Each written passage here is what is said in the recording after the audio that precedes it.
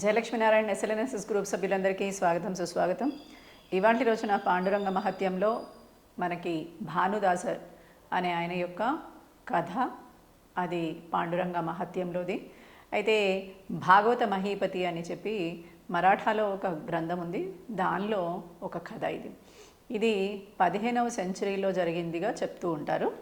1448 నుంచి 1513 వరకు భానుదాసన్ అనే ఆయన ఆ వ్యక్తి యొక్క జీవిత కాలము. అయితే ఈ వ్యక్తికి జరిగిన ఒక సంఘటన మనకి తెలుస్తూ ఉంటుంది. అంటే ఏంటనంటే, మనం ఏదైనా భగవంతుడి గురించి తెలుసుకోవాలి అని అంటే కనుక కలికాలంలో కూడా జరిగిందంటే, ఆ కలికాలంలో కూడా భగవంతుని యొక్క దర్శనం లభించింది. అది ఎంతోమందికి గురువులకి ఆచార్యులకి కూడా లభించింది. ఆదిశంకరాచార్యుల వారు కూడా ఇక్కడ పాండురంగ స్వామిని మాట్లాడి ఆయనతో కూర్చుని భోంచేసి వచ్చారు అని చెప్పి పాండురంగ క్షేత్ర మహత్యంలో ఉంటుంది. అలాగే భగవత్ రామాంజుల వారు కూడా ఆయనతో మాట్లాడే విశేషాలు, అనేక విశేషాలు ముచ్చటించినట్టుగా మనకి పాండురంగ క్షేత్ర మహత్యంలో ఉంటుంది. ఇది కాకుండా మనకి మధ్వాచార్యుల వారు కూడా ఆ పాండురంగాన్ని దర్శనం చేసుకుని ఆ పాండురంగ క్షేత్రంలో పాండురంగడితోటి ముచ్చటించినట్టుగా తెలుస్తూ ఉంటుంది. అంటే ఏంటి అని అంటే కనుక, స్వామి చాలామందితోటి మాట్లాడుతున్నారు. వీరు ముగ్గురేనా అంటే అక్కడ చాలామందితో మాట్లాడినట్టుగా కథనాలు ఉన్నాయి. ఇవన్నీ నిజంగా జరిగిన కథనాలు. మనం ఏదైనా ఒక క్షేత్రానికి ఎందుకు వెళ్తామో, ఆ క్షేత్రంలో ఉన్న మూల విరాట్ని దర్శనం చేసుకోవడానికి వెళ్తాం. అయితే దర్శనం అనేది మనకి ఎలా జరుగుతుంది? మనం క్యూలో నుంచుని ఎక్కడో లైన్లో ఏదో చివరి నుంచో మూల నుంచో పక్క నుంచో అలా ఇలా చూసి ఏదో అమ్మయ్య భగవంతుడిని చూసామే అనగానే ఎవరో ఒకళ్ళు మనల్ని తోసేస్తూ ఉంటారు. కానీ పాండురంగ క్షేత్రానికి వెళ్తే మీరు పాండురంగణ్ణి పాదాలు ముట్టుకుని, ఆయన పాదాల యొక్క స్పర్శ మనకి ఎవరో ఖచ్చితంగా మనకి అక్కడ నుంచుని ఉన్నారు, వారి స్పర్శ మనకి లభించింది లాగా మనకు ఒక మృదువైన స్పర్శ ఆ రాతి విగ్రహం నుంచి లభిస్తుంది. అందుకని అది రాతి విగ్రహం అని కూడా అనలేము, అర్చావతారమూర్తి అయినా అక్కడ ఆ అవతారమూర్తిని చూస్తే చాలు కోటి జన్మల పాపాలు పోతాయట. పాండురంగ క్షేత్రంలో పాండురంగడి యొక్క విశేషాలు చెబుతూ పోతూ ఉంటే ఎన్ని వీడియోలు చేసినా సరిపోదేమో. అయితే ఈ కథ నాకు మాత్రం చదివినప్పుడు నాకు అసలు నా మనసు చెలించిపోయింది, నా కళ్ళలోంచి నీళ్ళు వచ్చేసాయి. అసలు ఒక భక్తుడికి భగవంతుడికి మధ్య ఉన్న సంబంధం ఎలా ఉంటుంది? అసలు ఇవాటి రోజున మనం చాలామంది గురువుల్ని ఆశ్రయిస్తూ ఉంటాం, ఏదో తెలుసుకోవాలని కాదు, మనకేదో అవసరాలు ఉన్నాయని. అయితే ఎప్పుడైతే మనము అవసరాలు తీరగానే ఆ గురువుని వదిలేసే అవకాశాలు ఉంటాయి, కానీ ఏది తెలుసుకోవడానికి ప్రయత్నించాం. ఆ గురువు ఉన్నంతసేపు ఏవో జోక్స్ వేసుకుంటూ ఉంటాము, లేకపోతే ఇంకేవో విషయాలు ముచ్చటిస్తూ ఉంటాం, అది లేదు ఇది లేదనే విషయాలు చెప్తూ ఉంటాం. కానీ పూర్వకాలంలో ఇలా ఉండేది కాదు. ఒక గురువుని, ఒక ఆచార్యుడిని దర్శనం చేసుకున్నప్పుడు మన ఇంట్లో అనేక కష్టాలు ప్రతి ఒక్కరికి ఉంటాయి, ఉండవని కాదు. కానీ ఈ కష్టాలని తొలగించుకునే మార్గం ఏంటంటే సత్సాంగత్యం. ఎప్పుడైతే మనము సత్సాంగత్యంలో ఉంటామో, ఆ సత్సాంగత్యం వల్ల ఏమవుతుంది, మనకి తెలియకుండానే ఒక అతీతమైన ఆనందాన్ని పొందుతాం. ఈ అతీతమైన ఆనందము మనకి ఆ సమస్యని పోరాడి ఆ సమస్య నుంచి బయటికి వచ్చే శక్తిని ఇస్తుంది. అయితే అలాగా ఇవాళ రోజున మనం గురువుల గురించి ఆలోచిస్తున్నామా అని మనల్ని మనం ప్రశ్నించుకోవాలి. ఈ సత్సాంగత్యంలో మనకి ఎన్నో కథనాలు తెలుస్తాయి. ఈ కథనాలు తెలియడం వల్ల ఏమవుతుంది అని అంటే, అరే నాలో కూడా అలాంటి భక్తి ఉంటే బాగుంటుంది, నేను కూడా ఇలాంటి వాడిని అయితే బాగుండేదే, నేను ఇలాంటి లక్షణాలు అలవర్చుకుంటే బాగుంటుందేమో, నన్ను నేను శోధన చేసుకుంటే బాగుంటుందేమో అని మనల్ని మనం ప్రతిరోజు పాలిష్ చేసుకునే అవకాశం లభిస్తుంది. ఈ కథనం విన్న తర్వాత నాకైతే మాత్రం భగవంతుడి యొక్క భక్తికి, భగవంతుడి మీద భక్తుడికి ఉన్న భక్తికి, కానీ భగవంతుడికి మన మీద ఉన్న దయాసాగర కరుణామూర్తికి అసలు ఒక అతీతమైన అనుబంధాన్ని చూపించిన కథనం ఇది. మీరు కూడా ఖచ్చితంగా ఈ కథ ఎండింగ్ తెలుసుకునేసరికి కళ్ళల్లో మీకు నీళ్ళు వస్తాయి, నాకే కాదు. ఎవరైతే భక్తితో భక్తిపూర్వకంగా భగవంతుడి గురించి భగవంతుడిని పొందాలనుకుంటారో వారందరికీ ఈ కథనము మీ గుండెని ఖచ్చితంగా తగులుతుంది, హృదయాన్ని చీల్చుతుంది. ఎందుకనంటే మనకి ఏమో, నేను కూడా ఆంజనేయ స్వామిలాగా ఇలా చీల్చితే ఆ సీతారామచంద్రులు వస్తారో రారో తెలియదు, కానీ ఈ కథ మాత్రం మీ హృదయాన్ని పిండుతుంది. అంత మాత్రం నేను చెప్పగలుగుతాను. అయితే ఈ కథ గురించి తెలుసుకుందాం. ఈ కథ ఒక రాజు, రామరాజర్ అనే ఒక రాజు ఉండేవాడు. ఈయన హంపి నగరానికి చెందిన రాజ్యమైనది. ఈయన రాజధానికి ఏం పేరు ఉండేదంటే విద్యానగరము అనే రాజధాని ఉండేది. అయితే ఈయన చక్కగా పార్వతీదేవి యొక్క పూజలు చేస్తూ ఉండేవాడు. అయితే ఈ హంగులు రాజు అనేసరికి ఎలా ఉంటుంది, హంగులు, ఆర్భాటాలు, డాంబికాలు ఇలాంటివన్నీ ప్రీతి కలిగి ఉంటాయి. అందుకనే ఆ రాజుకి ముందు ఒక బట్టరుండి ఎంతసేపు అహో ఇలాంటి రాజు, అలాంటి రాజు, అలాంటి శౌర్యం, అలాంటి పరాక్రమం, ఇలాంటివాడు, అలాంటివాడు అనుకుంటూ ఆ రాజుని పొగుడుతూ పొగడ్తలతో ముంచి వేస్తూ అతని ముందు నుంచుని ఏదైనా ప్రశ్న వేసేవారు. లేకపోతే వీడు తల తీసేస్తాడు డైరెక్ట్గా వెళ్ళి అడిగితే. రాజుకి సర్వాధికారాలు ఉంటాయి కాబట్టి అలాంటి రాజే కానీ ఎప్పుడూ ధర్మాన్ని తప్పకుండా ధర్మ పరిపాలన చేస్తూ ఉన్న ఒక రాజు యొక్క కథ. అయితే ఈ రాజుకి హంగులు ఆర్భాటాలు ఇష్టమని తెలుసుకున్నాం కదా. చక్కగా అమ్మవారికి మందిరం కూడా ఎలా కట్టిస్తాడు, బంగారంతో కట్టిస్తాడు. కట్టించి అమ్మవారికి సింహాసనము, అమ్మవారికి రకరకాల వజ్ర వైడూర్యాలతోటి అనేక రకాల రత్నాలతోటి ఆభరణాలని తయారు చేయించి అమ్మవారిని అలంకారం చేసి బంగారు పళ్ళెంలో బంగారు హారతులతోటి ఇలా అన్నీ బంగారుమయంగా చేస్తూ హారతులు చేస్తూ పూజలు చేస్తూ ఎంతసేపు తన హంగుని ప్రదర్శిస్తూ ఉండేవాడు. ఇది తన అహం, రాజుకి క్షత్రియుడికి ఉండవలసిన అహం. ఆ అహాన్ని ప్రదర్శిస్తూ ఉంటే ఒకానొక సమయంలో పండరీపూర్ నుంచి ఒక బ్రాహ్మణోత్తముడు ఈ రాజుని ఏదో కారణానికి దర్శించుకోవడానికి వస్తాడు. అయితే ఈయన లేచి ఆ బ్రాహ్మణోత్తముడిని ఎదుర్కోవాలి.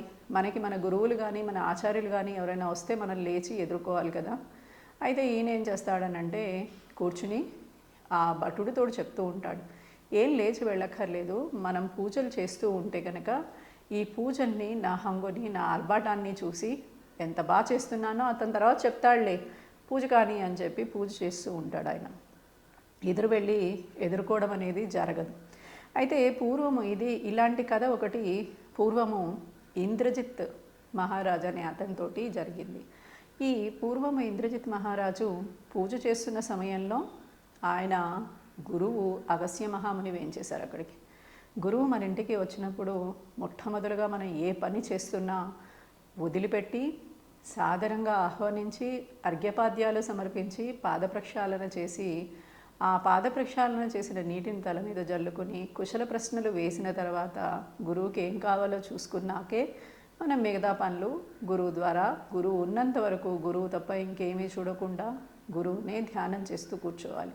అది మనకి లభించిన అలభ్యమైన క్షణాలలో మనకి ఇది ఒక శుభ సమయం. ఎందుకంటే భగవంతుడిని ప్రీతి చేసుకోవడానికి గురువు సాన్నిధ్యంలో కూర్చుని చేసే జపము ఎంతో విశేషమైన ఫలితాన్ని ఇస్తుంది.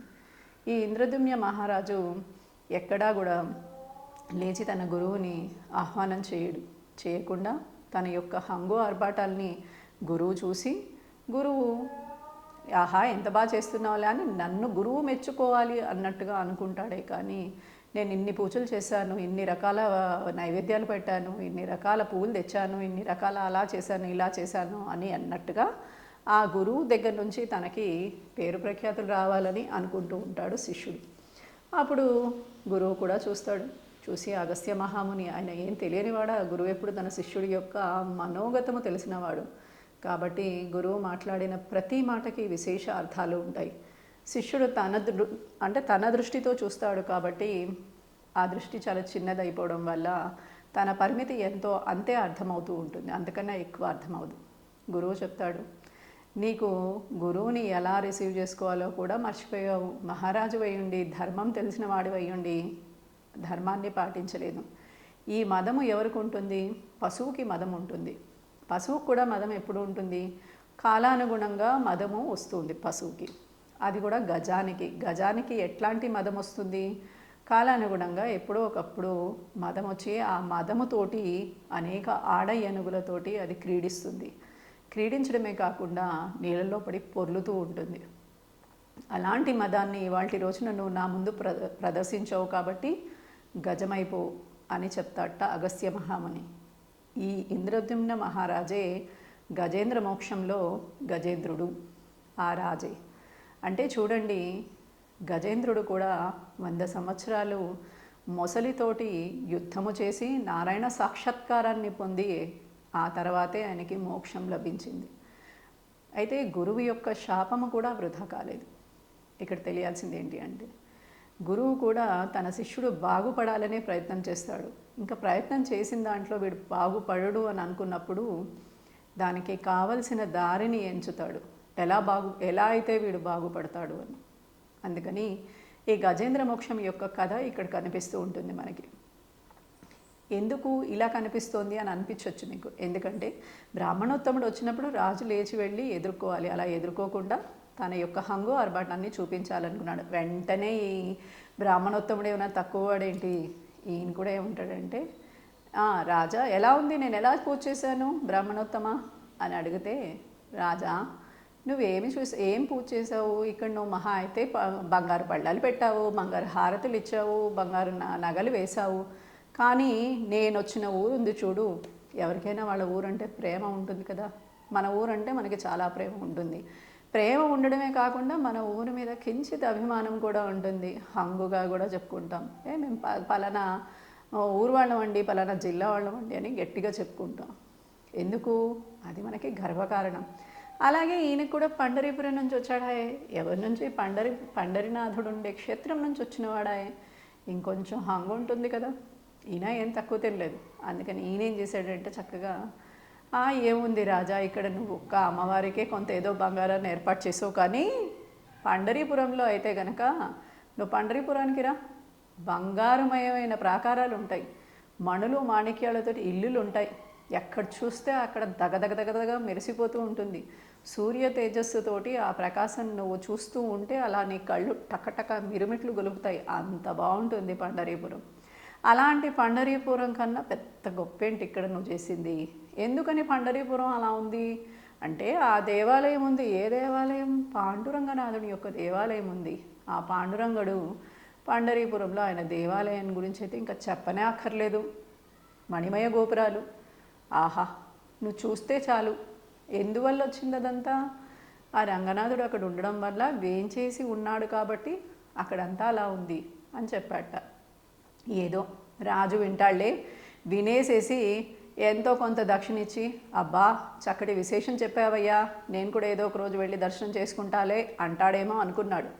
కానీ ఈయన ఆలోచనకి అది తిరగబడి రాజే ఉన్నాడంటే, అలాగా అయితే అది నేను చూడాల్సిందే. ఎందుకంటే రాజు ఇహకామ్యాలకే సంబంధించిన వాడు కాబట్టి, ఆయన ఇక్కడి కామ్యాలు భోగాలు ఇలాంటివన్నీ అనుభవించాలి అనుకుంటున్నవాడు కాబట్టి, అలాంటిది ఎక్కడుందైనా అది నా సొంతమే అవ్వాలి. రాజుల యొక్క లక్షణం ఏంటి? ఏదైతే బాగుందని చెప్తారో అది వారి సొంతం అవ్వాలి, వారి రాజభవనంలో ఉండాలి అని కోరుకునేవారు. అందుకని ఈ రాజు కూడా అలాగే, ఆ ఊరేదో నేను చూడాల్సిందే, ఆ పండరీపురం చూడాల్సిందే, పద వెళ్దాం పద బ్రాహ్మణోత్తమ అన్నట్ట. వెంటనే బ్రాహ్మణుడు కంగు తిన్నాడు. ఎందుకు కంగు తినాల్సిన అవసరం ఏముంది? రేపు తెలుసుకుందాం మళ్ళీ కొత్త విశేషం.